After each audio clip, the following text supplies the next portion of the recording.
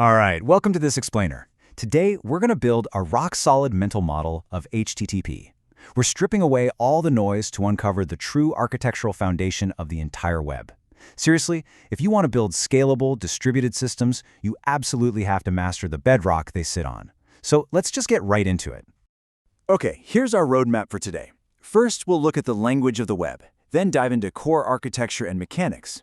After that, we'll trace the evolution of HTTP, look at HTTP in modern ecosystems, and finally wrap up with cracking the senior interview. All right, Section 1, the language of the web. Let's define this universal protocol. So HTTP, or HyperText Transfer Protocol, is an application layer protocol, and that means it operates strictly at layer 7 of the OSI model. Now, originally, it was just designed for transferring simple HTML pages, but today, it's the universal standard for exchanging JSON, XML, images, video, the whole shebang. It powers APIs like REST, GraphQL, and even gRPC. But here's the crucial thing you need to remember. HTTP defines the rules. It defines how a client requests resources and how a server responds, meaning the message format, headers, status codes, but it actually doesn't care how the data is transported across the network. It relies entirely on lower-level protocols to do all that heavy lifting. Moving on to Section 2, Core Architecture and Mechanics. Let's look at the actual gears of the system. You know, what's really fascinating here is the strict client-driven sequence. In this client-server model, the server never speaks unless spoken to. Ever. The client always kicks things off, and the server literally just waits for those incoming requests. Once it gets one, it processes the data, and every single request gets exactly one response. Boom. It's an incredibly disciplined, predictable exchange. Now here is a massive point. HTTP is stateless by design. This is, hands down, one of its most important properties. Every single request is a completely independent event. The server has zero memory of your previous interactions. Nothing. So if you need to maintain state, like say keeping a user logged in, you have to store that state entirely outside of HTTP. You've got to actively manage it yourself using things like cookies, JSON Web Tokens, or an external database like Redis. And to build on that, everything inside this protocol revolves around resources. Think of a resource as a user profile, a cat video, or a specific data set. These resources give us a universal, standardized way to literally point to data anywhere across the network. And we always identify and locate them using URIs, or Uniform Resource Identifiers. Okay, Section 3, the evolution of HTTP. Let's trace how we went from simple text to multiplexed binary streams.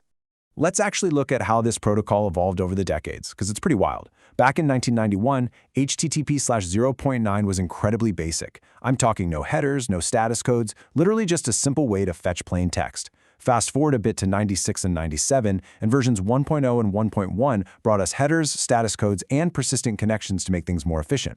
But as the web exploded in complexity, we hit a massive wall with performance bottlenecks, specifically head-of-line blocking. That forced the shift to HTTP/2 in 2015, which was a total game changer. It became a binary protocol and introduced multiplexing, so multiple requests could finally share a single TCP connection. And then in 2022, HTTP/3 took an even more radical leap. It actually ditched TCP entirely. It replaced it with a brand new transport protocol called QUIC, dramatically lowering latency and speeding up connection times. Section 4, HTTP in modern ecosystems. How this all powers the distributed apps you use today. So when we talk about security, a super common point of confusion is HTTPS. Let's clear this up right now. HTTPS is not an entirely different protocol from HTTP. It's just HTTP wrapped up in a secure TLS layer. With standard HTTP, your data is just traveling out there in vulnerable plain text. But HTTPS? That ensures the data is fully encrypted, providing authenticity and data integrity. Today, literally almost every production API relies on HTTPS to protect data in transit. It's absolutely crucial. And when we look at modern microservice communication, keep in mind that both REST and gRPC are completely dependent on HTTP as their underlying vehicle. REST is just an architectural style built directly on top of standard HTTP conventions. gRPC, on the other hand, is an RPC framework using protocol buffers, but, and this is key, it strictly requires those advanced multiplexing capabilities of HTTP/2 for its transport layer. So gRPC isn't replacing HTTP, it's sitting right on top of it. Now, looking at the broader ecosystem, there are some massive architectural trade-offs you have to consider. That very statelessness that makes HTTP so universally easy to scale horizontally, well, it also means we have to work a lot harder at the application layer to manage complex state. It has universal ecosystem support and is incredibly firewall-friendly for sure. But older versions like HTTP/1.x still suffer from that head-of-line blocking, and text-based payloads like JSON can get pretty bloated and large. Understanding these trade-offs is honestly essential for any senior engineer. All right, we've made it to Section 5, Cracking the Senior Interview. Let's see how these concepts directly apply. Okay, picture this. In an interview, here's a classic curveball question they love to throw at you to test the true depth of your network knowledge. Does HTTP strictly require TCP to function? The definitive answer? No, absolutely not. Now, while HTTP/1.x and HTTP/2 rely heavily on TCP for reliable delivery, HTTP/3 fundamentally shifted the whole paradigm by adopting QUIC.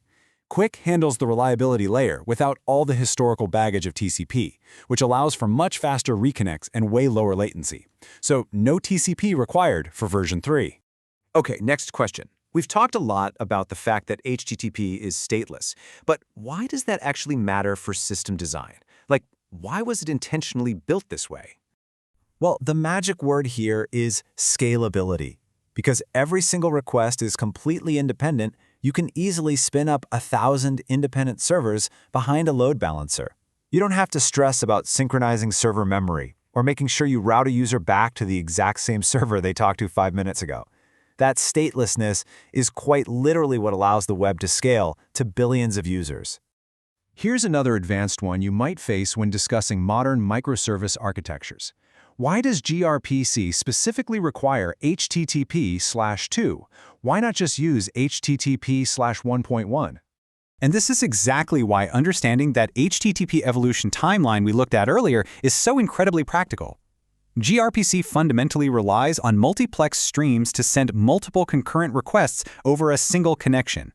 Plus, it needs binary framing and efficient header compression. Those capabilities, they simply do not exist in HTTP/1.1. They were specifically introduced in HTTP/2, so gRPC literally cannot function without it. All right, let's bust one final, super common myth that honestly trips up junior developers in interviews all the time. True or false? REST and HTTP are the exact same thing. The answer is a hard false. HTTP is the application layer transport protocol. REST is simply a set of architectural constraints, a style that's built on top of HTTP. HTTP can exist perfectly fine without REST, serving up standard web pages, GraphQL queries, whatever. But practically speaking, REST cannot exist without HTTP. Okay, let's quickly review the major takeaways from this explainer. HTTP operates at layer 7, functioning as a strict client-server protocol.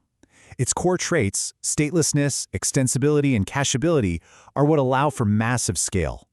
We traced its transport evolution all the way from TCP to QUIC, clarified that HTTPS is simply HTTP secured with TLS, and established that it is the undeniable foundation for REST, GraphQL, and gRPC.